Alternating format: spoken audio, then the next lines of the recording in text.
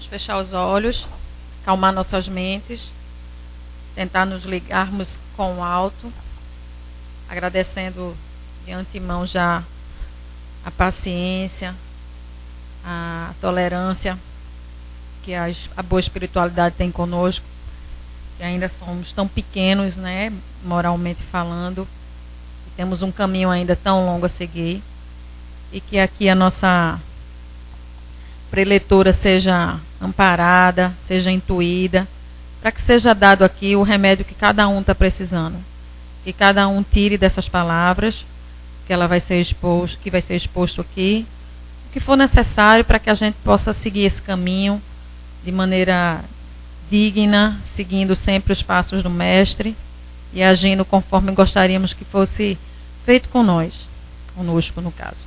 Assim seja.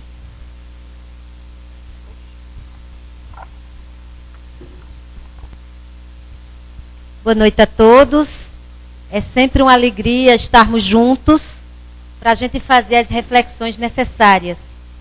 E eu gosto muito quando aqui esta casa me dá a liberdade de trazer temas tão reflexivos.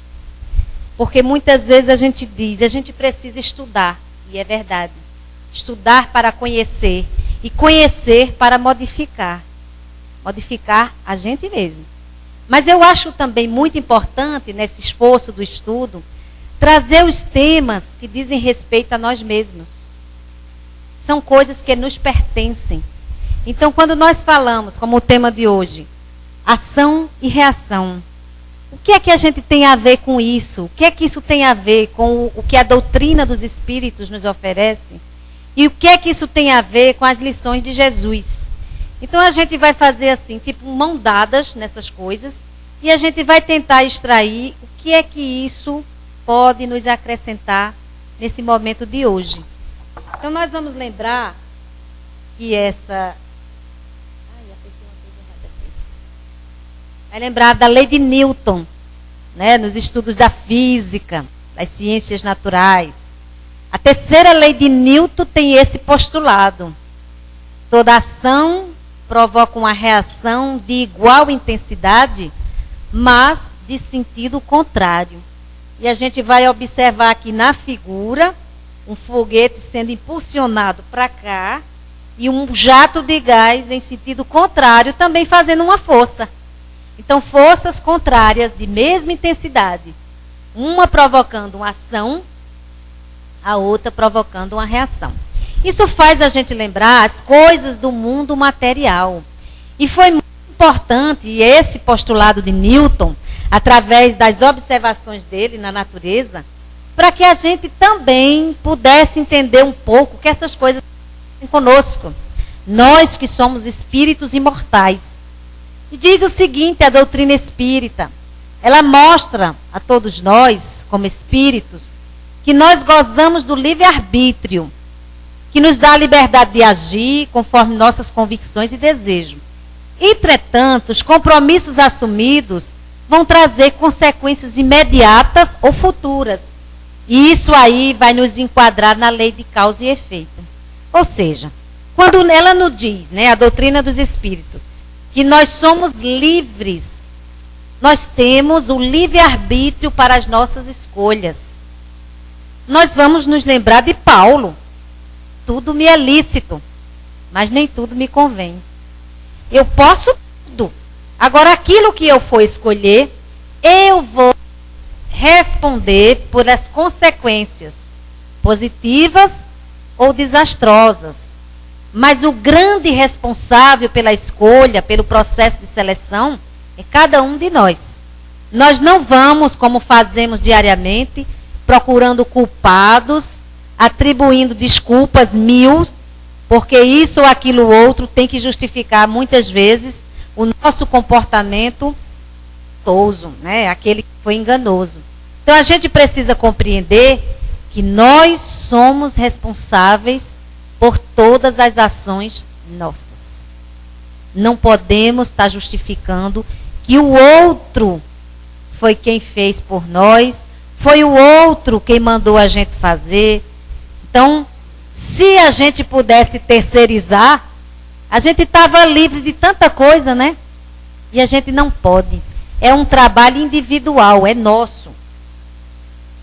E a lei de ação e reação, e a lei de causa e efeito, elas aparentam ser a mesma coisa, mas na verdade elas se processam de modo diferente.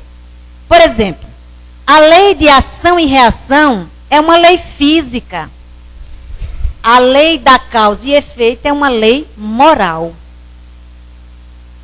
A lei de ação e reação, ela é aplicada aos corpos, aos objetos, no mundo terreno, no mundo da matéria.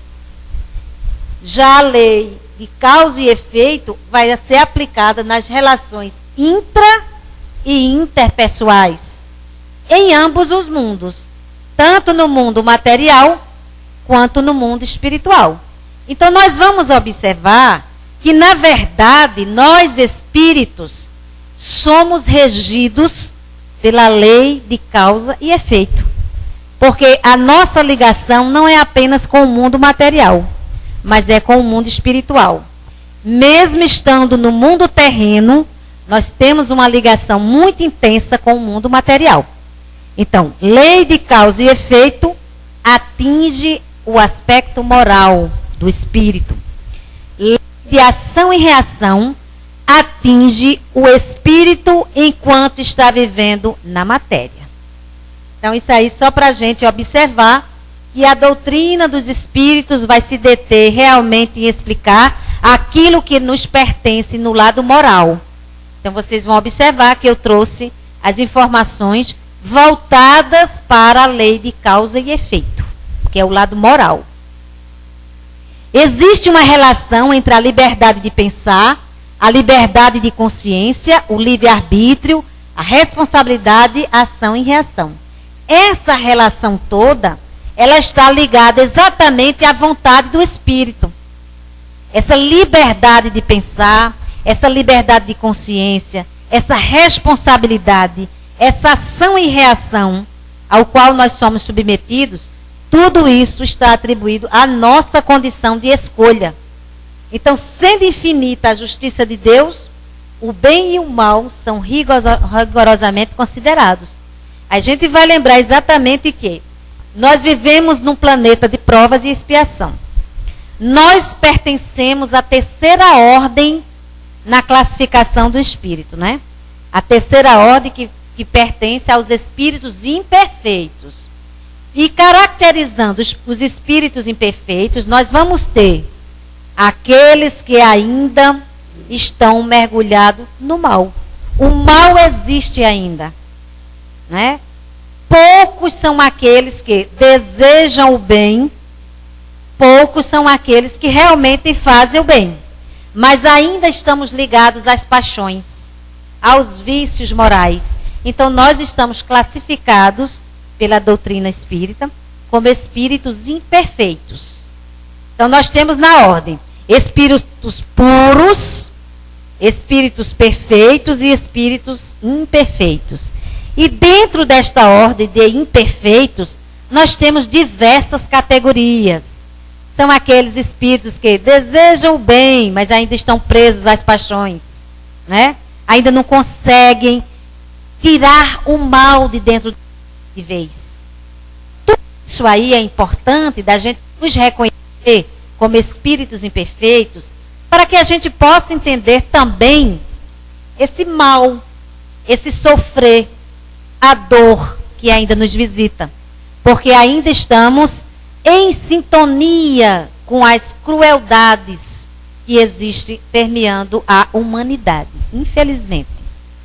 E aí, na lei divina, na lei de justiça, é considerado o bem, as ações do bem, mas também é considerado as ações ruins. Por quê? Porque é aí onde nós vamos nos colocar, nos posicionar no dizer o céu ou então aquela condição de infelicidade.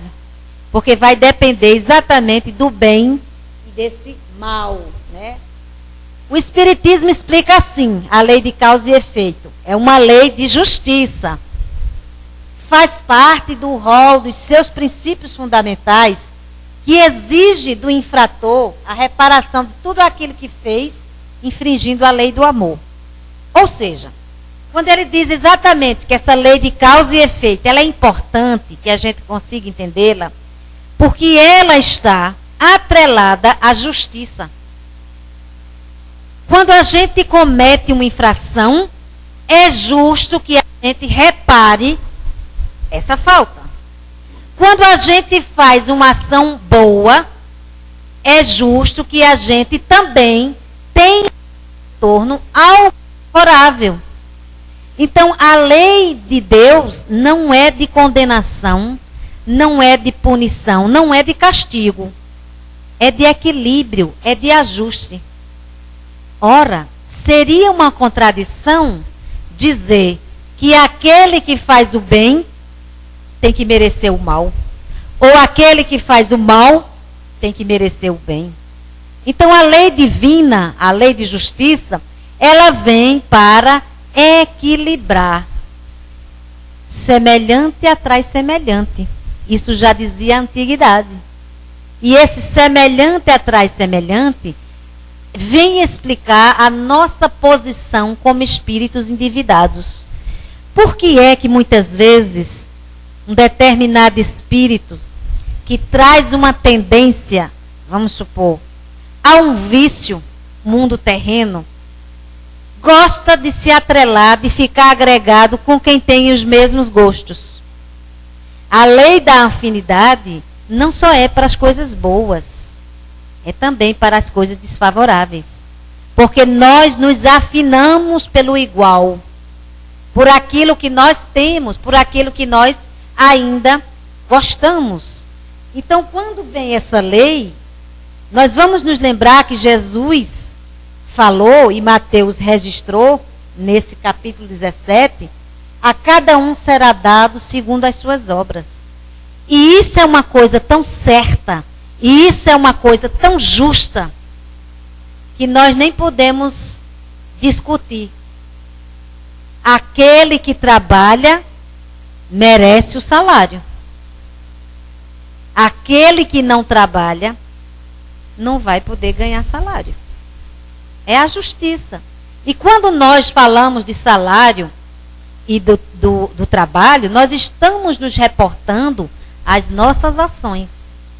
As ações do bem, o bem voltará.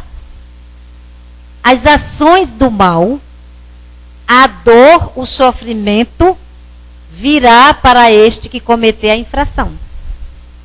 Então, é nesse sentido que nós temos essa liberdade de ação, essa liberdade de escolha, essa liberdade de pensar.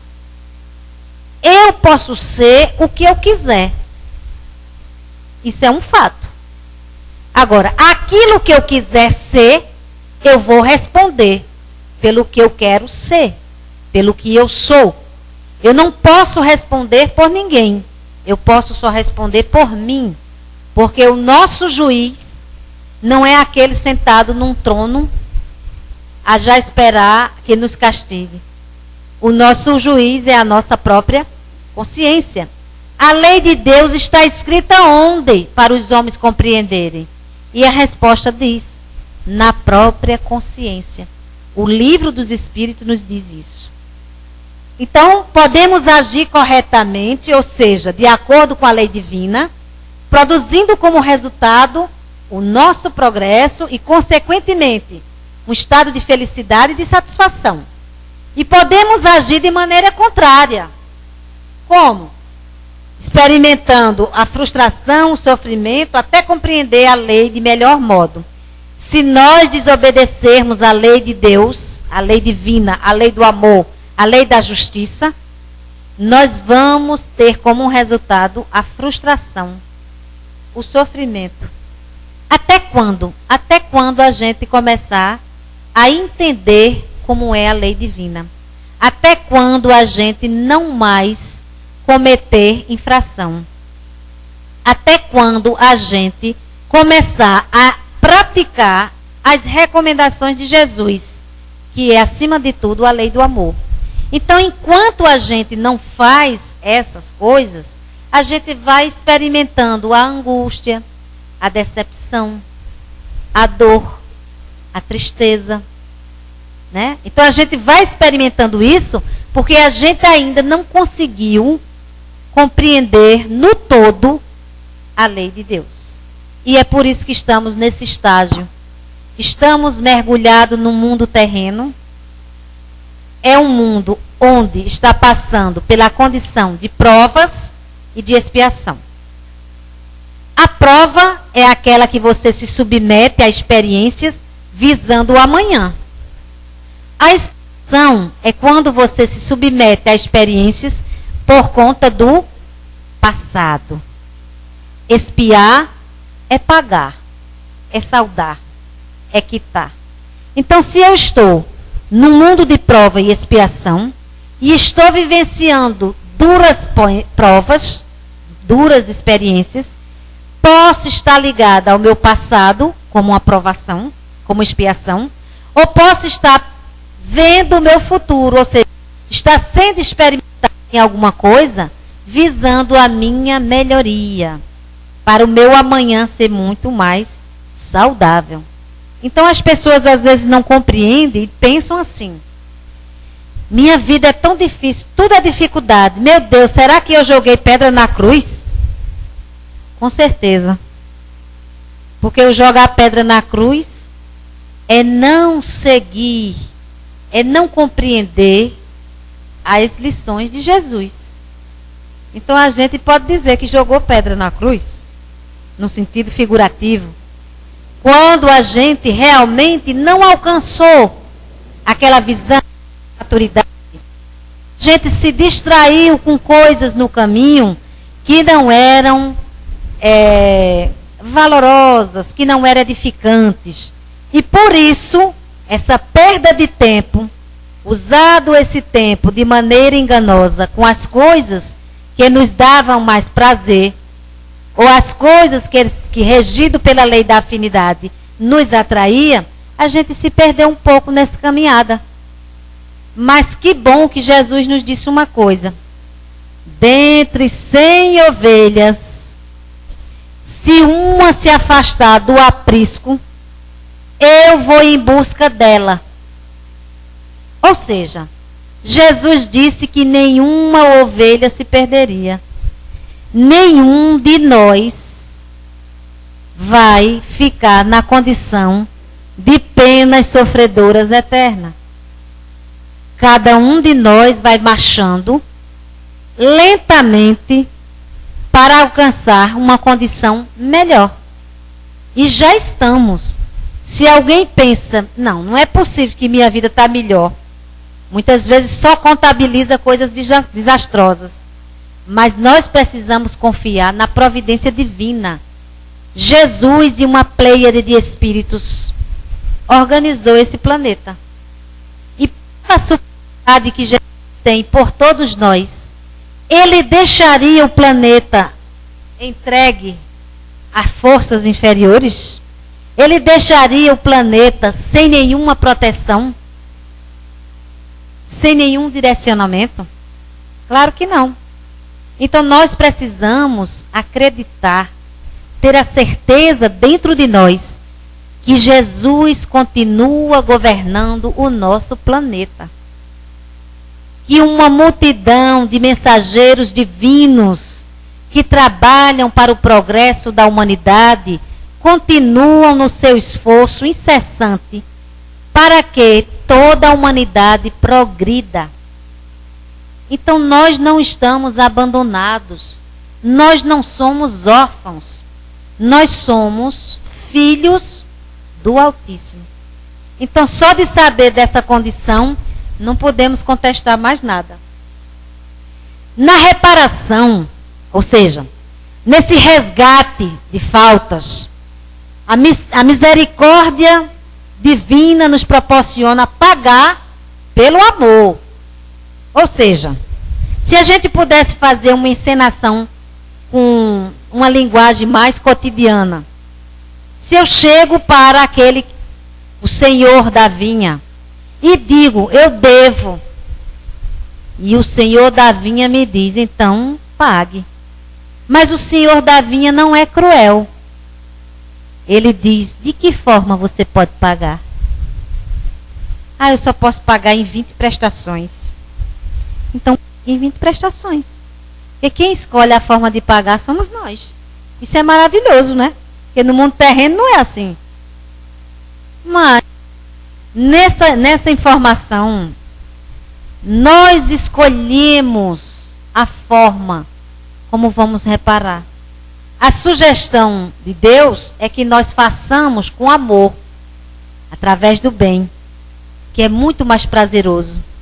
Mas muitas vezes a nossa ação é de escolher a reparação através do sofrimento.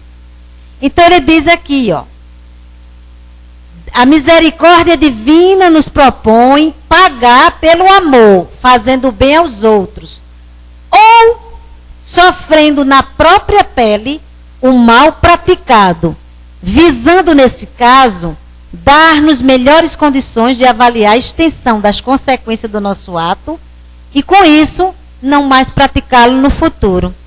Eu vou me lembrar de uma passagem que tem num livro narrado por André Luiz, porque todas as obras de André Luiz trazem lições maravilhosas de missões, de resgate de espíritos, onde são visitados na missão dele, né, ele como observador, chega aí para regiões mais profundas de dores, né, de que ele chama de umbral.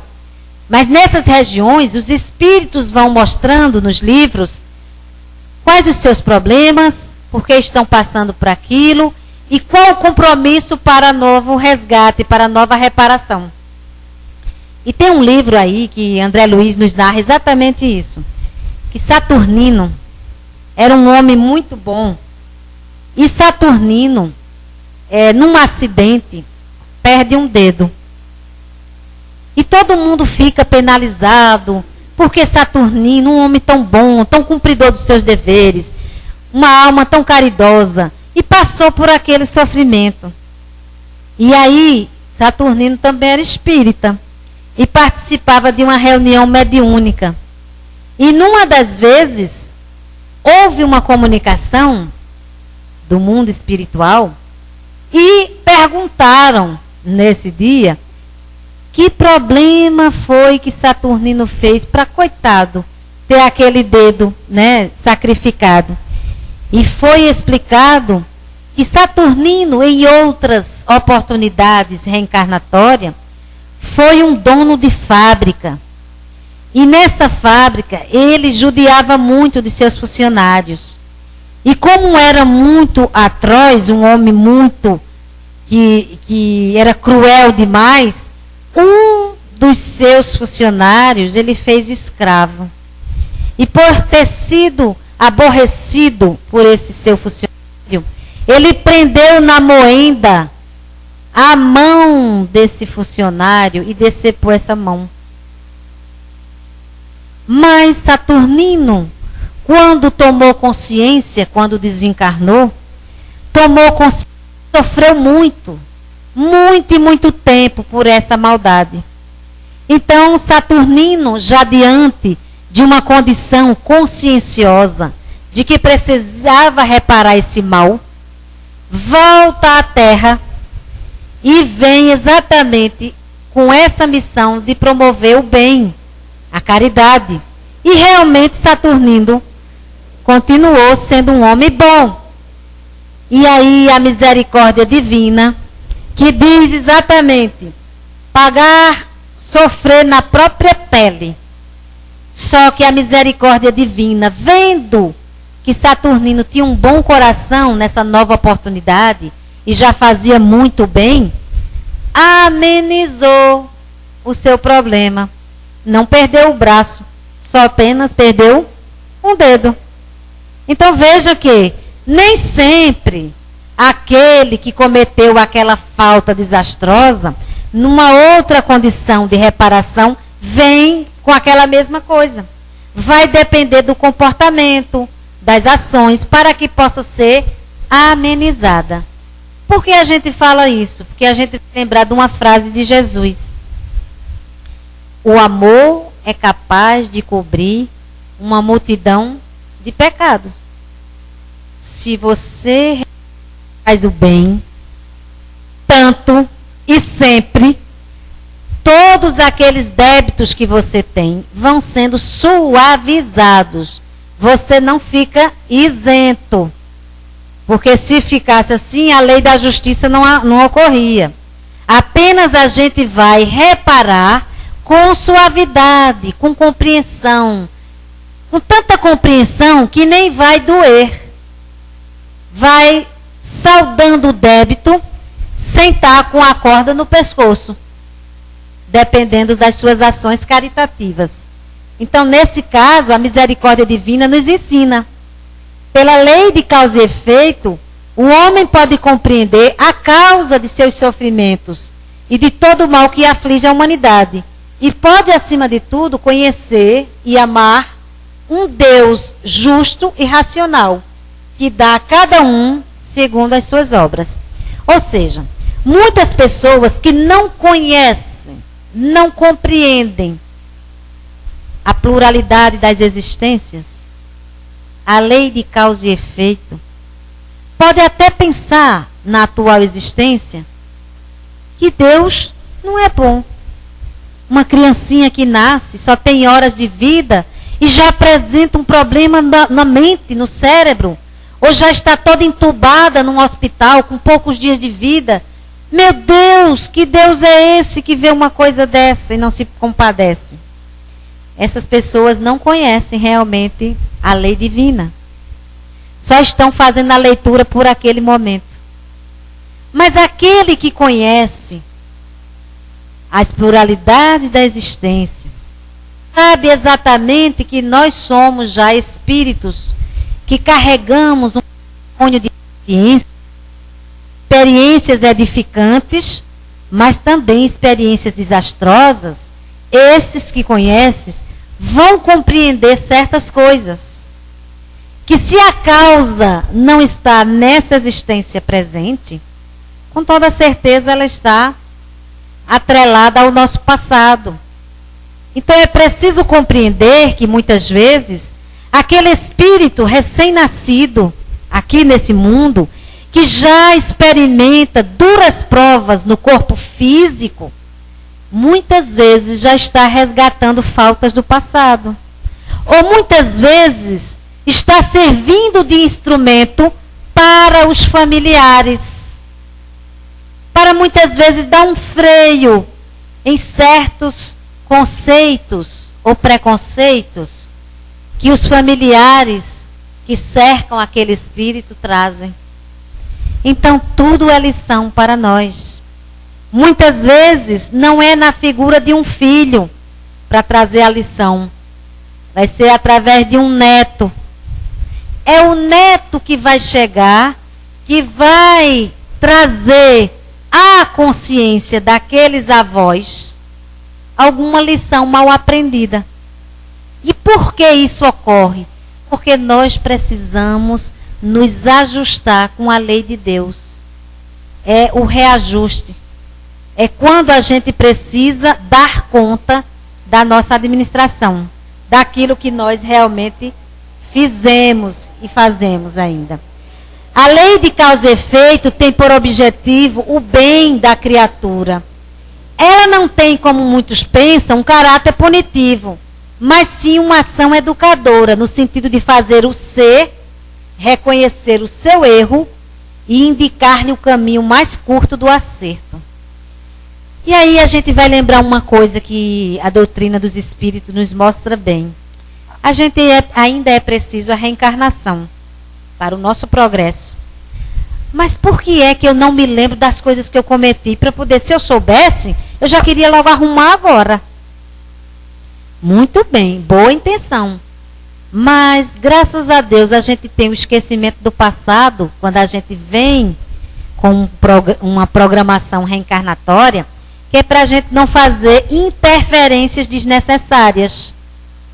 Porque vai ser muito maravilhoso eu saber que eu tenho como companhia de filha a Bia, que é maravilhosa. Eu descubro que Bia foi meu braço direito, Foi minha grande afinidade. Nós tivemos uma relação muito boa de mãe e filha. E de novo eu estou com ela. Então cada vez mais eu digo como eu te amo. Mas eu te amo tanto, tanto, tanto que eu já amava. Isso é ótimo. Mas a gente tem que pensar no contrário. Quando eu descubro minha relação difícil com aquele que compartilha o teto comigo, tudo dá errado, tudo é do contra, parece que eu estou diante de um adversário. Aí eu descubro que esta pessoa, ou eu ou ela, foi o meu algoz.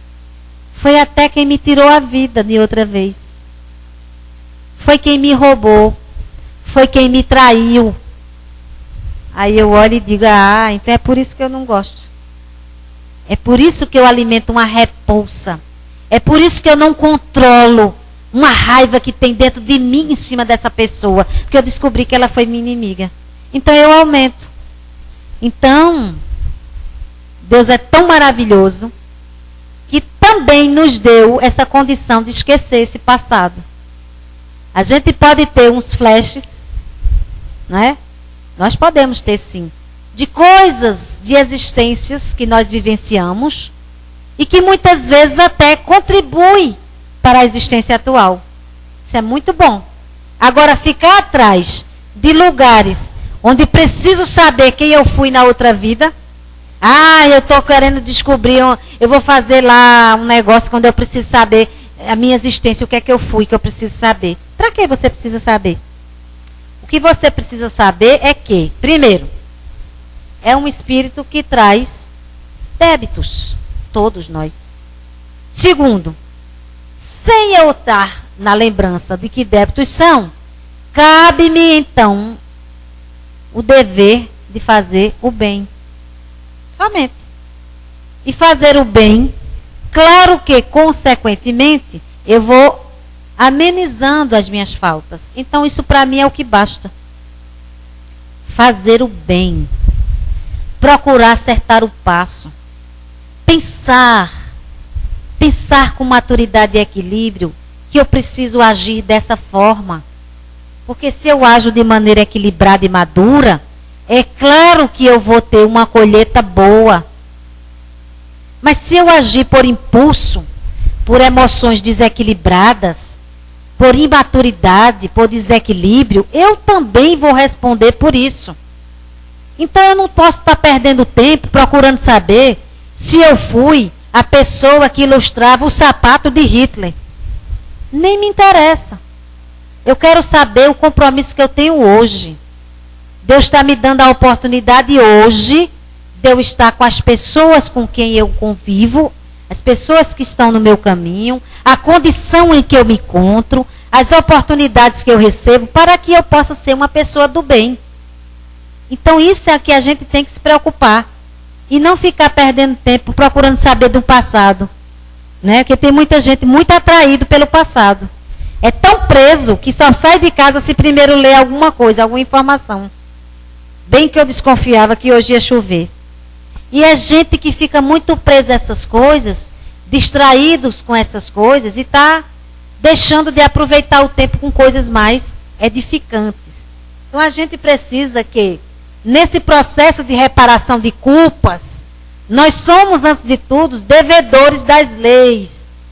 E esse débito, essas coisas, está registrado em nós mesmos. Mas a gente tem uma mania tão feia de olhar para o outro e apontar o culpado. Olha, você fez isso, você deixou de fazer isso, você isso, você isso. E a gente só sabe apontar.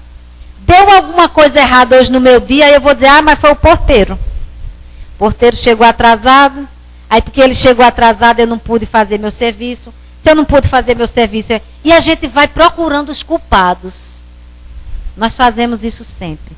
Porque o próprio ser humano, ele age na defensiva. Para eu defender as minhas faltas, eu preciso acusar o outro.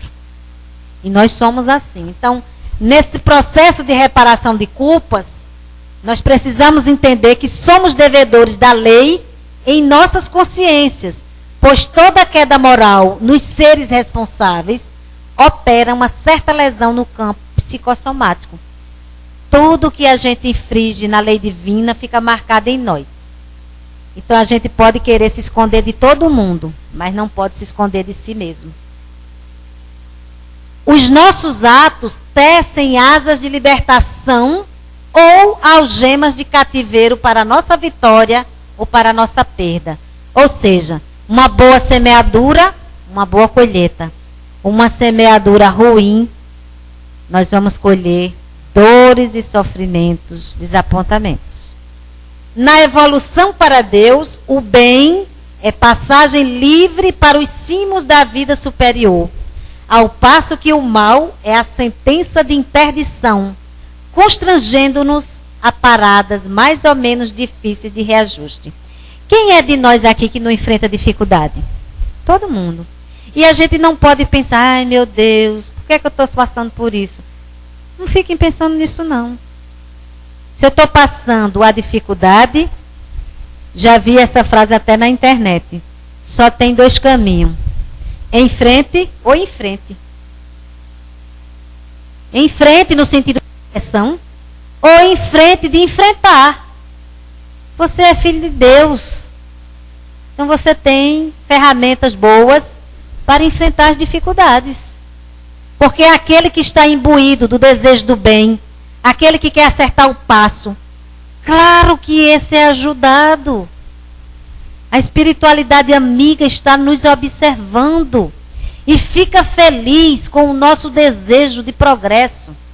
E nós somos ajudados porque a divina providência mobiliza o mundo espiritual, mas também mobiliza o mundo material para nos favorecer. Isso muitas vezes a gente está naquela dificuldade, mas está com um desejo tão contrito do bem, com tanta coisa boa, ardendo de desejo para a coisa dar certo. E é tão boa não só para mim, mas para muita gente. E é algo que não vai pisar em cima de ninguém. E Deus mobiliza criaturas para nos atender. Aí de repente chega alguém, aí a gente diz, fulano, foi Deus quem mandou você. E quantas vezes a gente não já disse isso? Foi Deus quem mandou você aqui para me ajudar. Ou então diz, mas eu estava pensando agorinha em você e você me telefonou. Já descobri agora um modo de ajudar aquilo que eu estava achando que era uma dificuldade. Ora, nós somos testemunhos disso.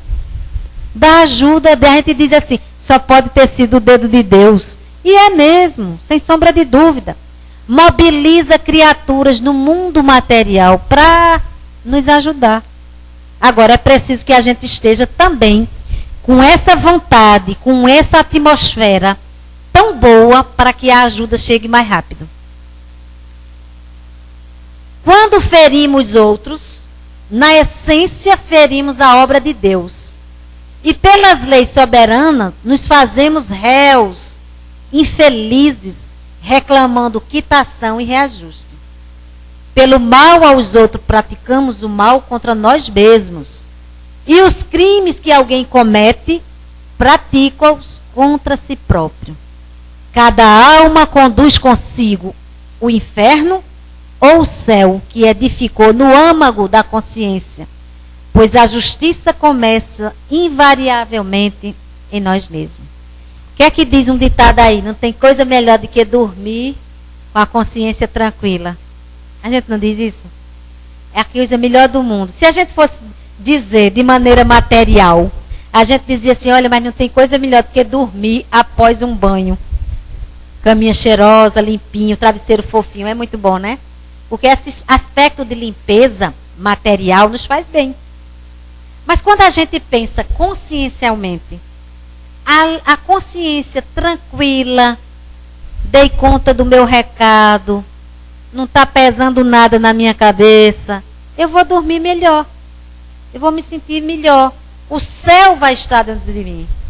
Mas quando eu sou sinalizado por mim mesma, que eu cometi uma coisa que não devia, que eu pensei uma coisa horrível de alguém, que eu deixei de fazer uma coisa boa para ajudar alguém, porque a omissão no bem também é uma coisa que pesa muito, eu não posso estar bem.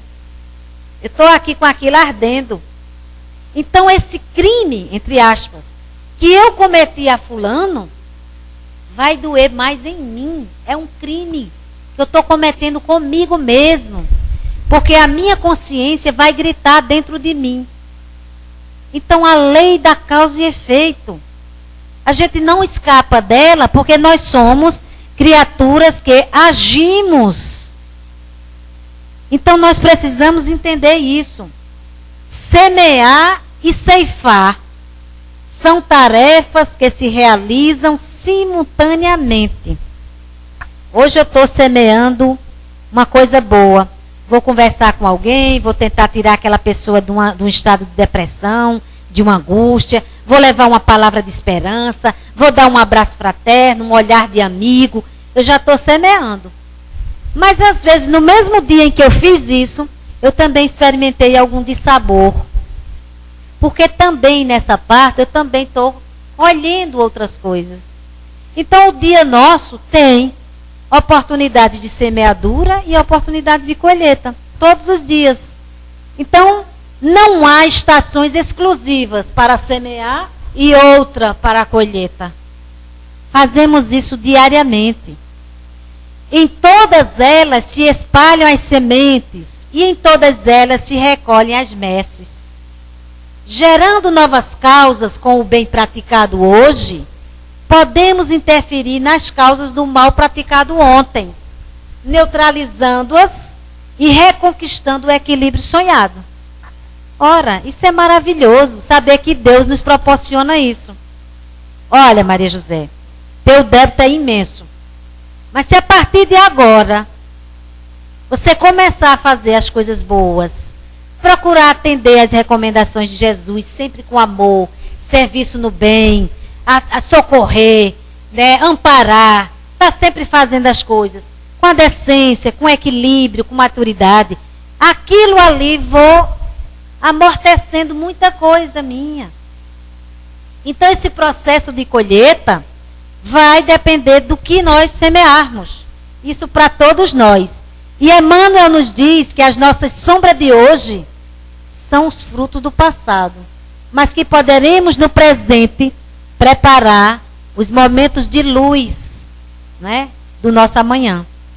Então, se a gente passa por certos percalços ainda hoje, a gente não vai se queixar tanto, não. A gente vai dizer, pelo amor de Deus, eu vou ver como é que eu posso fazer coisas boas para que essa dor que me visite hoje não doa tanto. Uma vez, Chico Xavier, sendo perguntado, disseram assim, Chico, dói muito esse sofrimento que tanto vocês falam, né, nas mensagens, nas coisas. E Chico passou por muitas provações do mundo material, até mesmo no campo do corpo, né, as enfermidades, as provações duras de injustiça, de incompreensão que vivenciou aqui no plano terreno. E Chico diz, olha, se eu fosse olhar a dor no sentido material, eu posso dizer que dói muito.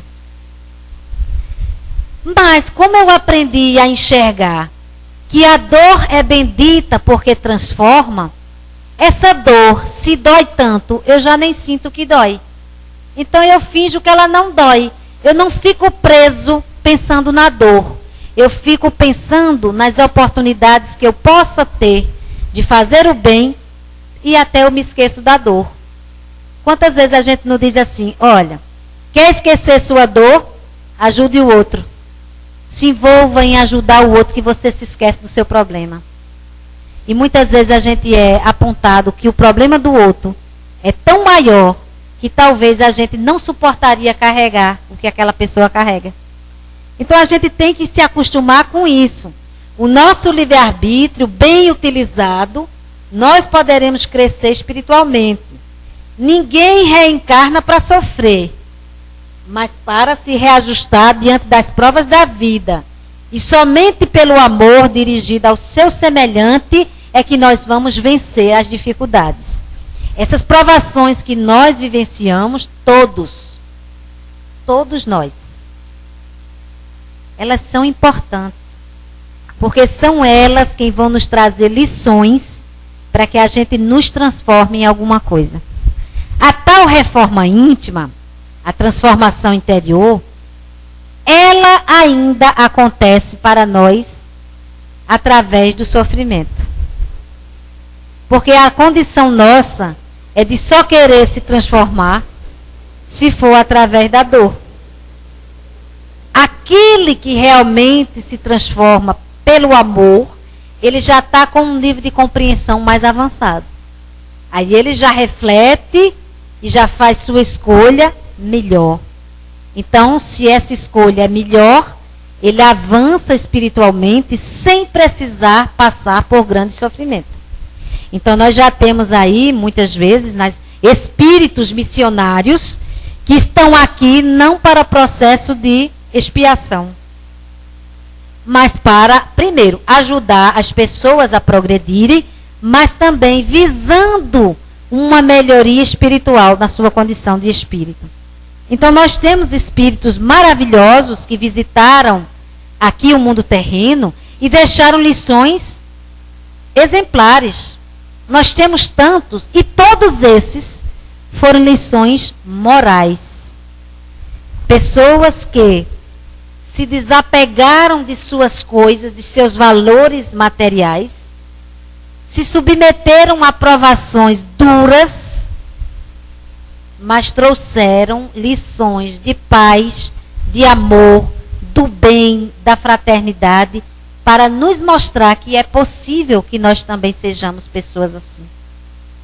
Então a gente sabe que nesse mundo nosso há muitos exemplos.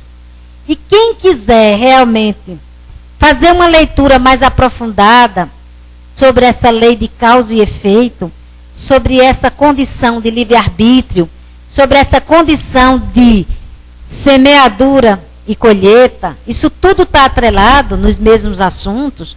Nós temos aqui como bibliografia o Livro dos Espíritos e o Céu e o Inferno, a Gênese, o que é o Espiritismo, as obras kardecianas. Então, tudo está lá. E tudo está sendo explicado conforme as lições de Jesus. Kardec, quando realmente organizou essas informações, né, o grande codificador das mensagens do mundo espiritual, ele e os espíritos consideraram todas as lições de Jesus. Jesus não está de fora dessas obras. E é tanto que Jesus disse: virá o Consolador para relembrar as minhas lições, mas para trazer mais informações. Porque os homens hoje, naquela época, não iam compreender direito. Ou seja, ainda não tinha a maturidade. Então, esse Consolador, esse que traz notícias de nós mesmos, de nossa vida, é também um consolador. Porque por mais que a gente descubra a causa do nosso sofrimento, mas a gente também sabe de uma grande verdade. O sofrimento passa. A gente vai ter uma condição melhor. Mas para que a gente tenha uma condição melhor, é preciso trabalhar agora. É preciso trabalhar agora. Então nós somos os trabalhadores da última hora. Todos chegaram a horas diversas. Mas aqueles da última hora, eles apareceram e na hora não tinha serviço para eles, mas eles vieram com boa vontade.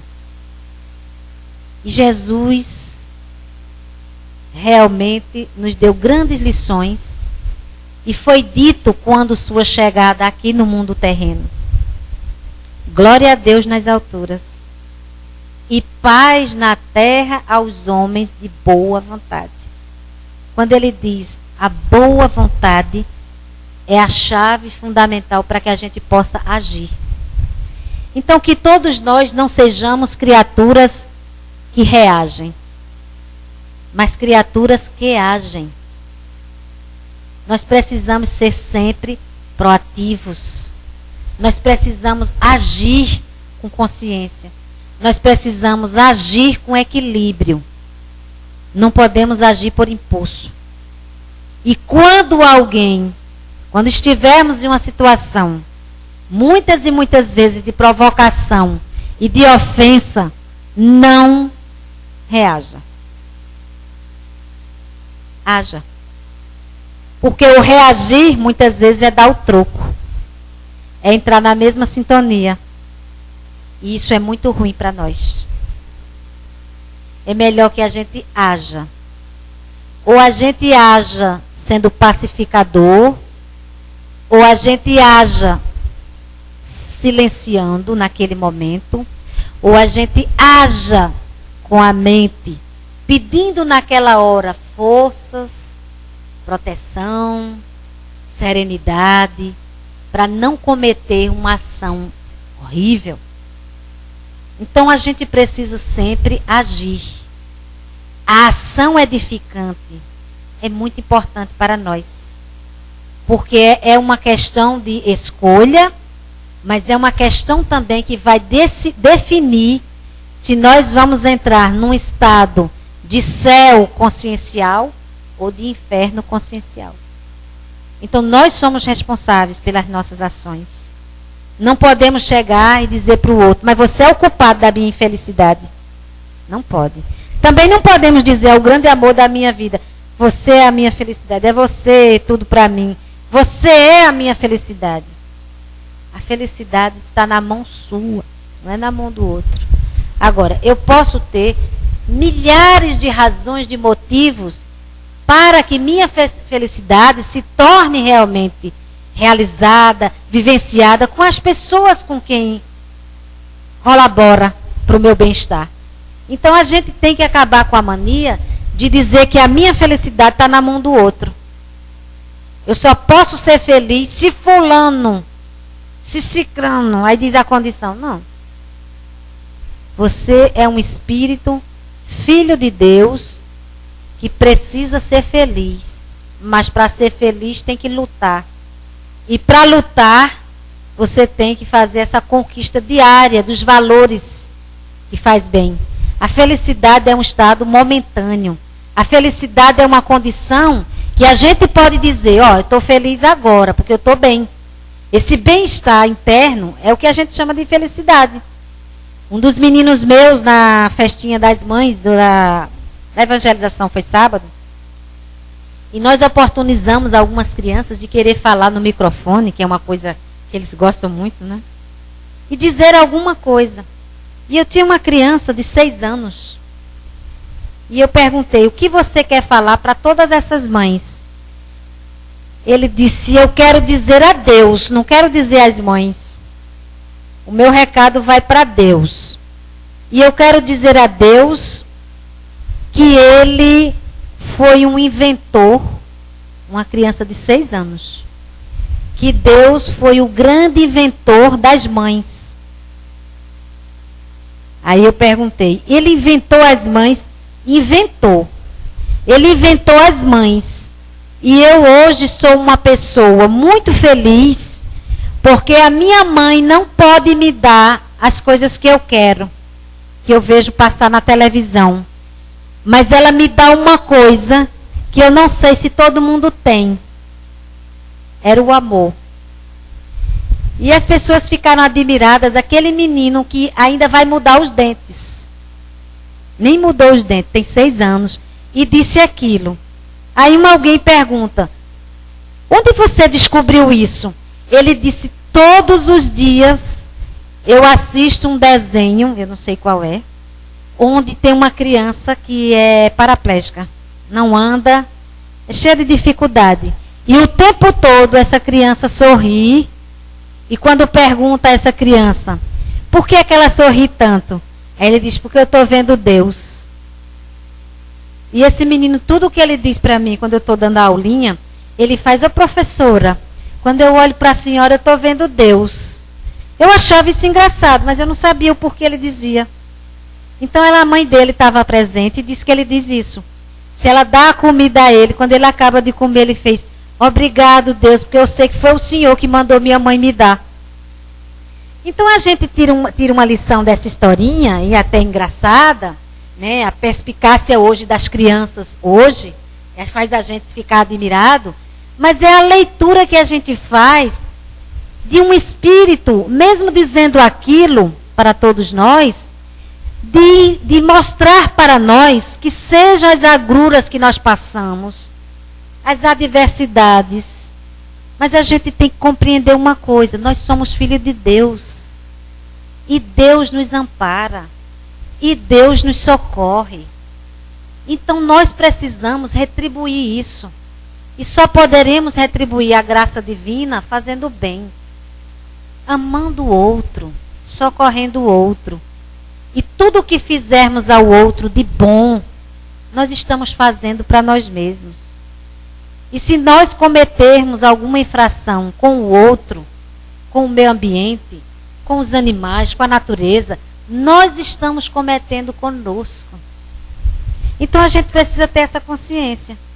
Essa lei de causa e efeito, né? Não existe efeito sem causa.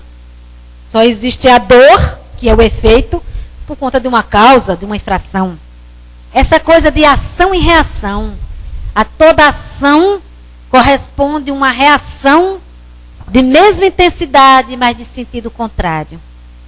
Então, que nós possamos nos educar nesse sentido. Que Deus nos ajude cada vez mais, enviando para nós essas mensagens divinas que nos acalenta, que nos dá força, que envie também para nós todas as ferramentas que são necessárias para o nosso crescimento ao longo do dia, e que nós possamos dizer, quando olhar um para o outro, que bom que Deus mandou você no meu caminho. Porque cada um de nós tem algo bom para oferecer, mas também cada um de nós está precisando receber algo de bom de alguém. Então, que todos nós possamos ser abençoados, que, mais uma vez, essas reflexões da noite, a gente não use só para esse momento, mas a gente use para o dia a dia. Somos livres para semear, mas somos obrigados a colher. Que a gente possa colher sorrisos, se semear sorrisos. Que a gente possa colher coisas boas, se semear coisas boas. Mas que a gente só colha o amor, se semear o amor. Se a gente só possa colher a luz, se semear a luz. Que Deus nos ampare, hoje, agora e sempre. Que assim seja. Alguém se habilita à prece? Alguém? Alguém quer fazer a prece? Lá o professor Humberto não pergunta isso para mim. Porque ele sabe que eu quero fazer sempre. Aí agora ele deve dizer assim: Maria José, é melhor ficar calada. Deixa os outros também fazer. Alguém quer fazer a prece? Uma precinha, na pressa. André Luiz, que vem aqui, André Luiz que chega aqui, quando eu estou com ele, eu faço: André, por favor, uma prece bem curta. Aí ele faz: obrigado, Deus. Porque se eu não disser isso, a prece dele parece uma palestra. De tão longa que é. Mas eu acho bom também. É que às vezes a gente está com tempo curto. Aí eu faço uma prece bem curtinha. Aí ele faz: obrigado, Deus.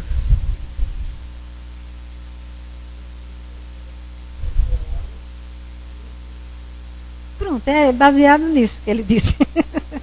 Gente, mas falando sério mesmo, alguém quer fazer a prece? Quer? Você quer fazer a prece? Sim? Não. Que maravilha. Você é um homem corajoso. Com toda certeza fez uma boa escolha. Quero fazer a prece. Vamos fechar nossos olhos. Agradecer a Deus, nosso Pai, por dar a oportunidade a cada um de nós de aqui estarmos reunidos nesta palestra, refletindo sobre os ensinamentos que nos foi dado, buscar interiorizar em nossos corações e vivenciá-los a cada dia que vivemos nessa encarnação. Obrigado, Senhor, pelo amparo da espiritualidade amiga aqui conosco, pelo amparo que foi dado, Senhor, à nossa irmã que fez o uso da palavra.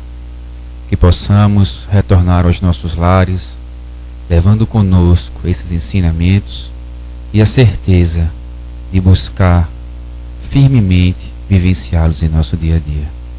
Que assim seja, Senhor.